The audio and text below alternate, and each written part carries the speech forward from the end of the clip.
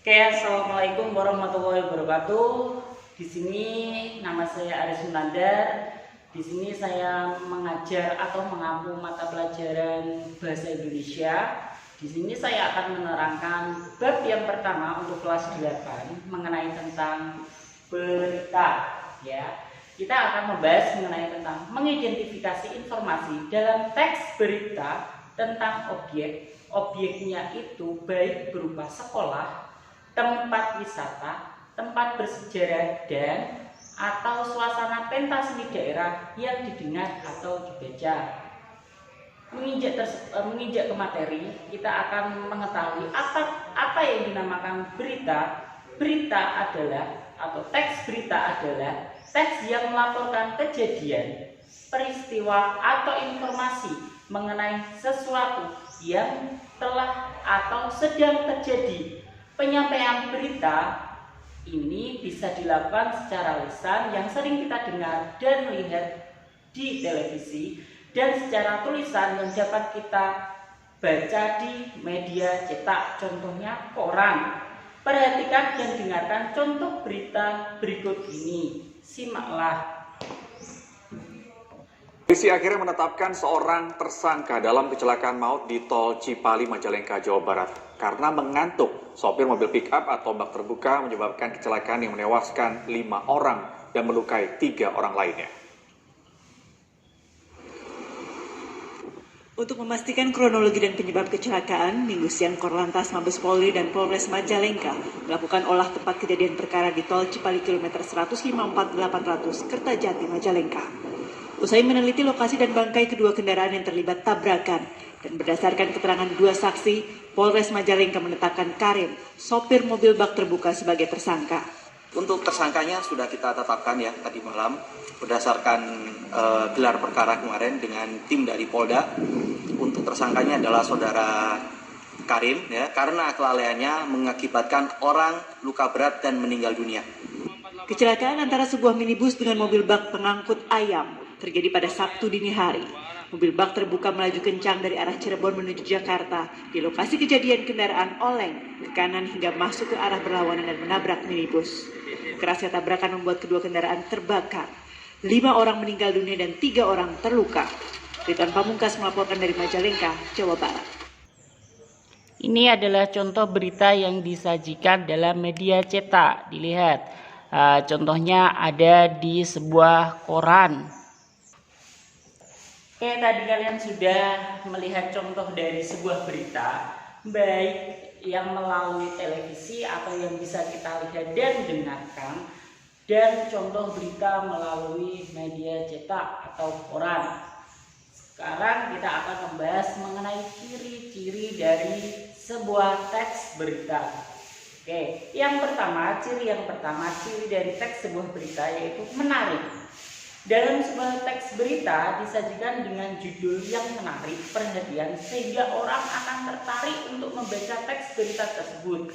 Judul berita harus mewakili seluruh dari isi keseluruhan berita tersebut. Ciri yang kedua yaitu terkini atau bisa dinamakan aktual.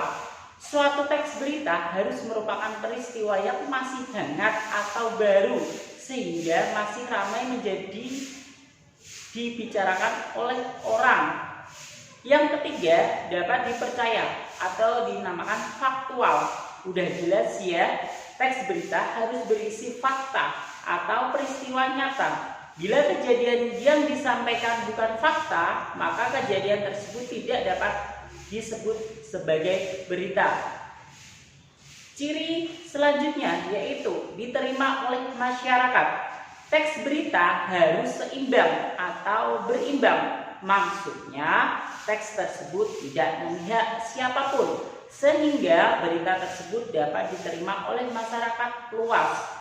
Ciri selanjutnya yaitu jelas. Teks berita disampaikan secara jelas dan mendetail, sehingga pembaca berita mendapat informasi yang menyeluruh, tidak setengah-setengah. Ciri yang selanjutnya yaitu kalimatnya itu sederhana. Maksudnya apa toh? Maksudnya seperti ini, kalimat dalam teks berita harus sederhana, tidak banyak basa-basi. Karena tujuan teks berita adalah untuk menyampaikan informasi atau fakta, bukan karangan fiksi. Selanjutnya, ciri selanjutnya yaitu segera disampaikan. Berita disampaikan dengan segera, tidak menunggu waktu lama. Tentu saja setelah kebenaran dari berita tersebut sudah dipastikan. Karena jika tidak, berita akan basa-basi dan kurang mendapat perhatian dari masyarakat. Oke, selanjutnya kita akan membahas mengenai unsur-unsur teks berita. Masih ingat, di dalam unsur teks berita itu meliputi 5W plus 1H. Dalam proses pembelajaran memahami sebuah berita, tentunya kita harus memahami unsur-unsur yang terdapat dalam sebuah berita. Adapun unsur-unsur berita terdiri dari yang pertama yaitu what, apa. Yang kedua who, siapa. Yang ketiga where, di mana. Keempat when, kapan. 5 why, mengapa. Dan keenam adalah how, bagaimana. Kita akan mengupas satu persatu. Yang pertama yaitu what. Suatu berita dikatakan baik jika memenuhi unsur what, yaitu berisi pernyataan yang dapat menjawab pertanyaan apa. Terus yang kedua yaitu unsur who. Suatu berita dikatakan baik jika memenuhi unsur who, yaitu disertai keterangan tentang orang-orang yang terlibat dalam peristiwa tersebut. Jadi siapa yang terlibat dalam peristiwa tersebut itu masuknya ke dalam unsur who. Contohnya kalau berita mengenai tentang kecelakaan, berarti ada korbannya. Terus yang ketiga ada unsur when.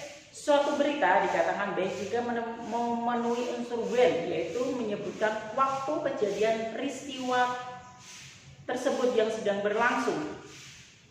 Selanjutnya ada unsur where. Suatu berita dikatakan baik jika memenuhi unsur where, yaitu berisi deskripsi lengkap tentang tempat kejadian tersebut.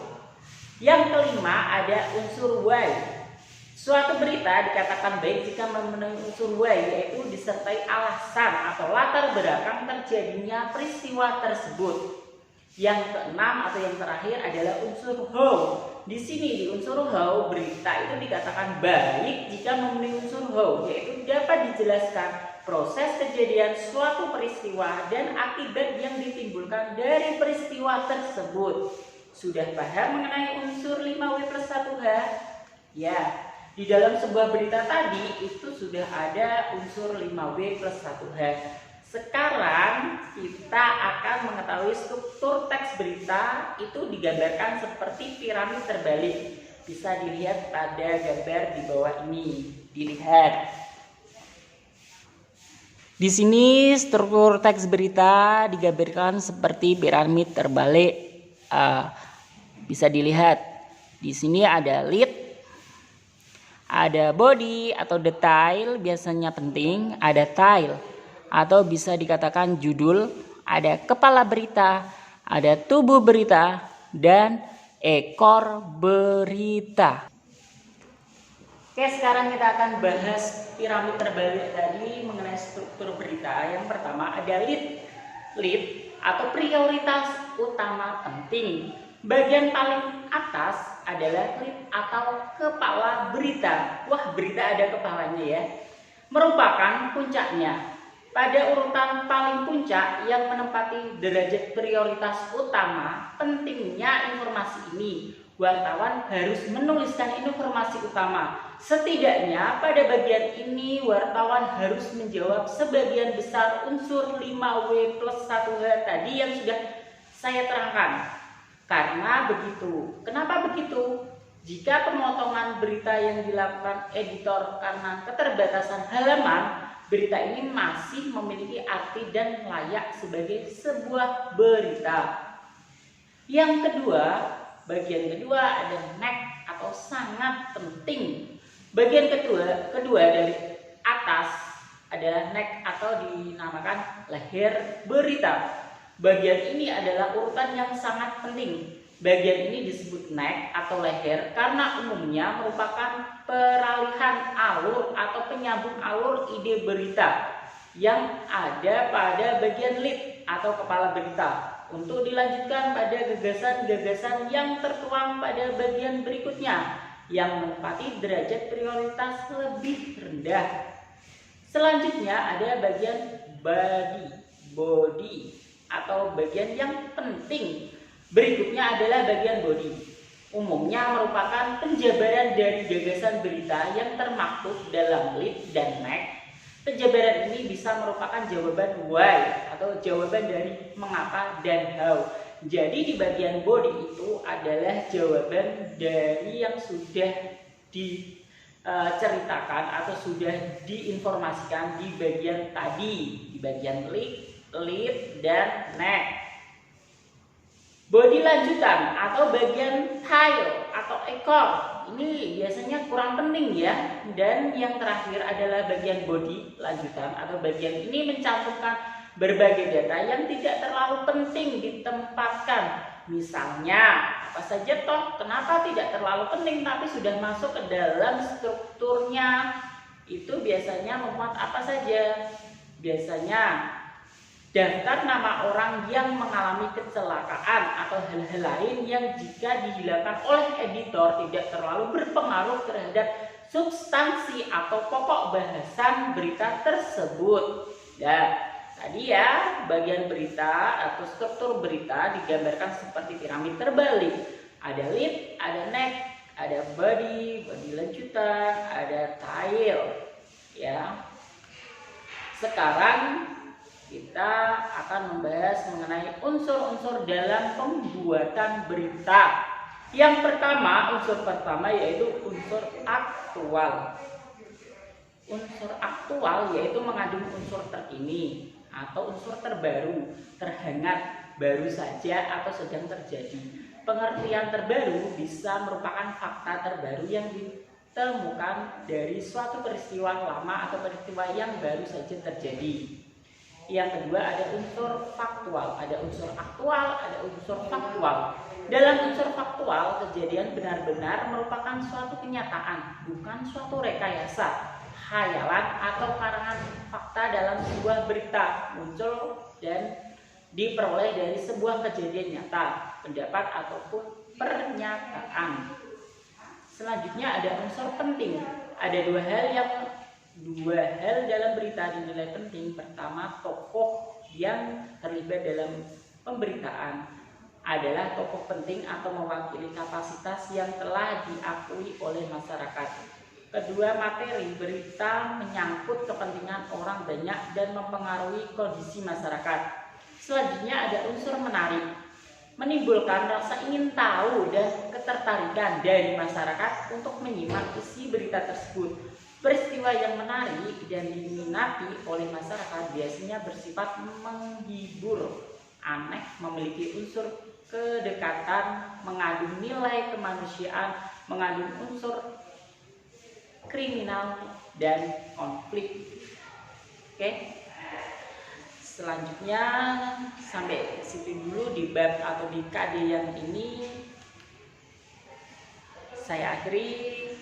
Saya sendiri Aris Munadar mengucapkan wassalamualaikum warahmatullahi wabarakatuh.